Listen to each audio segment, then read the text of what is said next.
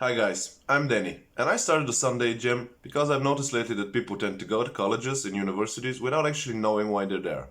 Afterwards, starting jobs that are unfulfilling. So I'm interviewing different professionals to see what they have to say and to share their experience and knowledge with you. I hope you enjoy it. Mark Nigge, welcome to the show. Thank you for coming. You're on the air. Oh, hello, Danny. Thank you very much for having me. Anytime. The podcast will be mostly focused on three questions. What do you do for a living? How'd you get there? And how did you figure out that this? How did you find out that this was the right way to go? So that's what you do for a living. Well, right now I recently switched jobs, so I started beginning of this year with a Dutch company, and I'm working there as a senior business developer. But I'm also having various other roles. So in general, I'm working on collaborations. So and finding out the software development that we do at our company. How can we create a larger impact by finding other partners of the industry, but also on the surrounding industry? So not only within the electricity energy business, but also software business or utilities in general, and building collaborations in order to get the software products to a broader, company or a broader group of Share people. market share. Yeah, well, not necessarily market share, because it's not a commercial company in that I sense. see. So we want to increase the user base basically, and through increasing the user base, then increasing the functionality. So we have three approaches there. One is basically finding collaboration partners via open source frameworks so that all jointly work on open source code. The second is then a co-development aspect, where we are looking for other partners to work half commercially, so to say, for the use of just the two of us. And then the third one, that's the full commercial one, where we say, okay, based out of the software that we did, there might be also commercial value further into it, next to the pure open source. And then also finding through additional services, basically creating also commercial impact. So that's one part, and the other part is working on the digital transformation of the company, as well as the organization of the business unit. So that's basically what I'm doing. Right on. How'd you get there? Well, how did I get there? So after graduation, or maybe start a bit earlier. So I always knew from the beginning that I wanted to earn money quite from an early point on. So I wasn't focused on completely doing studies all by my own, but wanted to have a cooperation with a company. And in Germany, basically, there's a model called dual studies in English. It's called. In German, it's duales Studieren, which basically means that over the course of the 3 years of a bachelor degree, you are employed with a company and you don't have normal semester breaks, but you only have, as a normal employee in Germany, 30 days of vacation, which is already quite nice. But you get a full salary every month, and also the equipment is provided to you by the company. So I did that, That's a pretty and solid social structure. yeah. So I did that. I wanted to earn money while studying, and also get to know some a company and how the company procedures and processes work. And once I finished that back in 2010, I continued with my master's degree. So I quit with the company and looked for another offer, another graduation program, and found that with the Global Innovation Management program, through which I also got to know you when I was in Denmark. So there was another benefit. And and after finishing my master's degree, then I started more or less with the with Bosch back then, Bosch Software Innovations, later Bosch IO, and there I was working in product management, and that was something that I really liked from the beginning because it has a good mix of doing a bit sales. savvy, but not that you basically have to cold call everyone, but to interested customers, you are presenting the product that you are developing, and you work together with another sales colleague who maybe does the cold calling. So you already get to the qualified leads. And through those contacts, basically, you then also are able to understand the customer needs. And from the customer needs, then as a product manager, it's your job to transfer that into product requirements, which then the development department is basically executing on. So I got to do that for quite a while, basically all the time that I was there for a product called Virtual Power Plant. And a virtual power plant is basically replacing old fossil-fired or large units and aggregating a lot of smaller units, for example, renewable assets, and is providing them a market channel towards the energy exchanges or the energy markets that are available. And that's one aspect of a virtual power plant, and the other one is to provide it for grid operators so that they are able to use the flexibility in order to bring smartness into the power grid.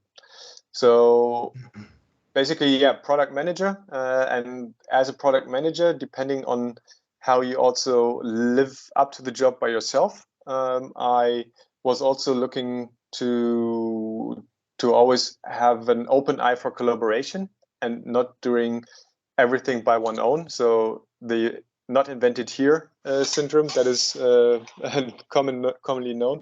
So I was ready to also engage with other parties, startups, companies, in order to increase the product capability and maturity of my product. Right on. And that all led basically back to customer benefits. So next to being a product manager, later on product owner, I was also active in the startup sphere, so to say, working as a startup mentor. So within the company, we had a startup program, and for those, we were acting as experts, helping them building on their business model, attracting the right customers, or finding the purpose for their companies. So, or also supporting with our network that we had built over the past years. So I was active there as a startup mentor, and also startup mentoring. Then you're also close to venture capital. So I was always every now and then in contact with the venture capitalist department and evaluating companies that could also support the product journey that I'm working on. And so basically that's how I got into this job, because then last year there was a new strategic change in the company that I was working for. Yeah, that's right. So basically from there I then thought, okay, I want to continue with the energy transition, because that was the main field that I'm working in. So always looking, okay, how can we use the flexibility that the new energy system is enabling the industry to use in order to become quicker, faster, and cheaper, so to say. So not only going for copper all in. A lot of utility terms that I'm already using here, but the point that I want to make is the company changed its strategic direction, and based out of that, I then looked into different fields. So I was saying, okay, well, what do I want to do with this new opportunity that the change brings? And I was looking into consultancy jobs, into innovation management jobs, into business model innovation jobs. But in the end, I found that the consultancy work that was happening always, or still meant to travel a lot to different companies.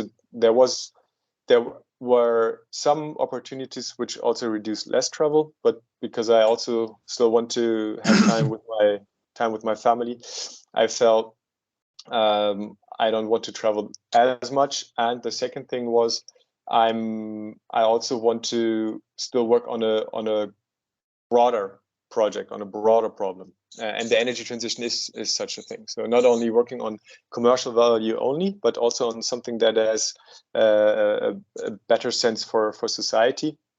Your current position seems to cover awful lot of aspects. It's not like, like I'm mostly into accounting, so mine is basically straightforward. But yours covers awful lot of aspects, and rather curious, how did you knew that this was the right way to go? The reason I'm asking this question is lately, and I've noticed this is happening in Europe, it's happening in Asia, it's happening in the States, probably it's happening everywhere.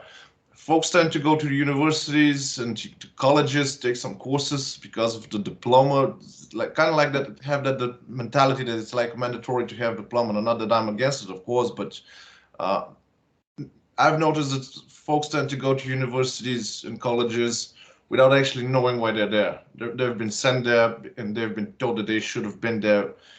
And this is why I'm curious. How did you know that the path you're on is the right one to go? Was it like a gut feeling? Was it like you saw the stream or something like that? Yeah, so good question again. So bringing me back on track. Thank you. Basically, I was every now. So I always knew I wanted to do something with IT. That was something early on from my childhood. My father was already in IT, so I knew, okay, I also want to do something there.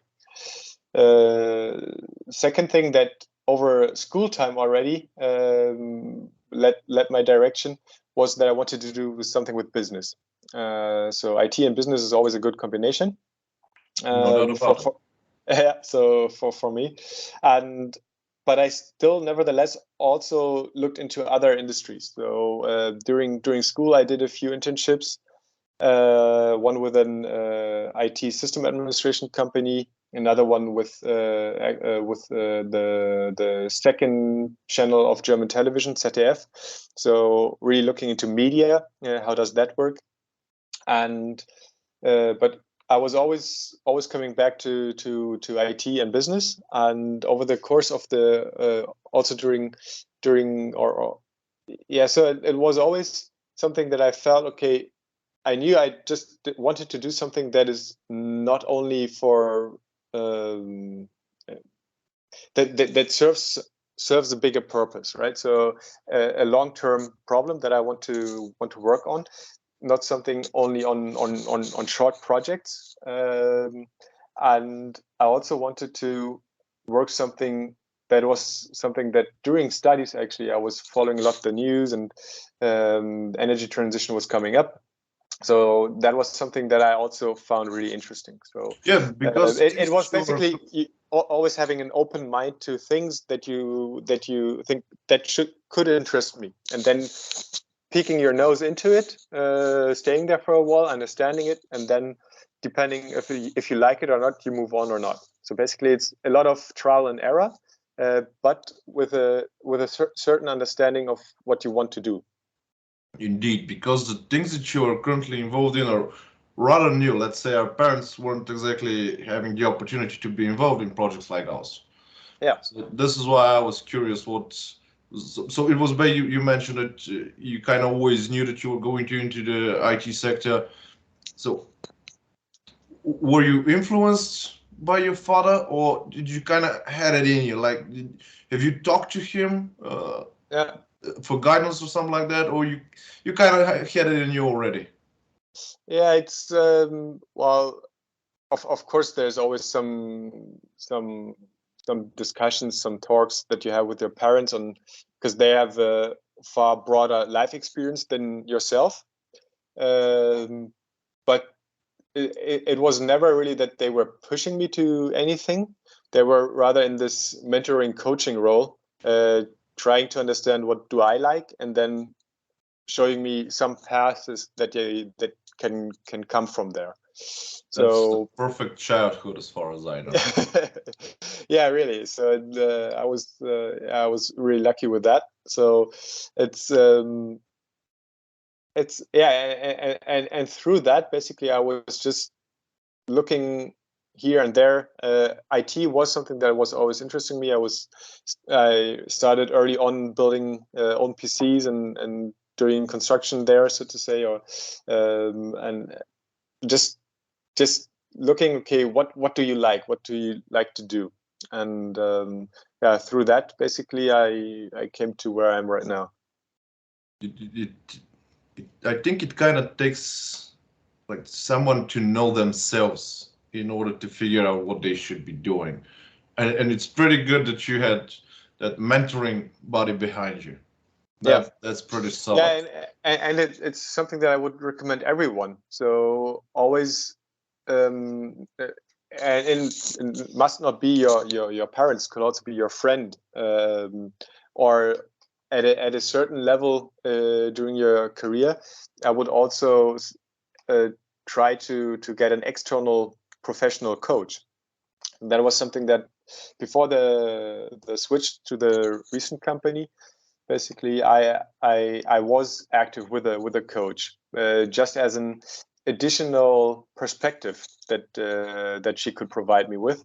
So next to the discussions with my partner and also with my parents and friends, I also had this professional coach who also helped me basically on understanding, okay, is the job that I'm currently applying for really something that interests me? Does it fit to my personality and the thoughts that I have? Because there are also, with those professional coaches, they have a lot of frameworks that they can use in order to also make it explicit what you have inherently within your profile. That's a pretty good advice. Always ask for help. Yeah, exactly. That So reminds me of a story. I don't remember details. I think it was when Elon Musk was rather young. I think he was 10 or 12, something like that. He wanted to build a computer. He didn't have the parts. He was like, whatever. And he sent a letter to HP in case they have some spare parts. And actually, they did, and they gave it to him for free. That's yeah, his story. And I yeah. actually had a similar story. That was that it's like a course, Six Sigma, Hmm. and I was having a little bit of a trouble with my yellow belt, and I didn't know what to do. And the presentation was made by a man called Robert Crabtree. Hmm. So I contacted him on LinkedIn, and he was kind of able to help. Yeah. So always ask for help, and don't hesitate to ask stupid questions. As far as I know, there's no such thing. The only stupid question is the one that hasn't been asked yet. Yeah, correct. Yeah, completely agree with that. Yeah. Right on. Mark, thank you for coming. Thank you for joining. Wish you all the best, man. Yeah, thank you. Take care and good luck with your podcast. Bye bye. Likewise. Bye. Guys, I hope this one was useful. Please follow the channel on YouTube, Rumble, Gap, Twitter, Facebook, and LinkedIn. Ring the bell and all the good stuff. Have a nice week ahead, and I'll see you next Sunday.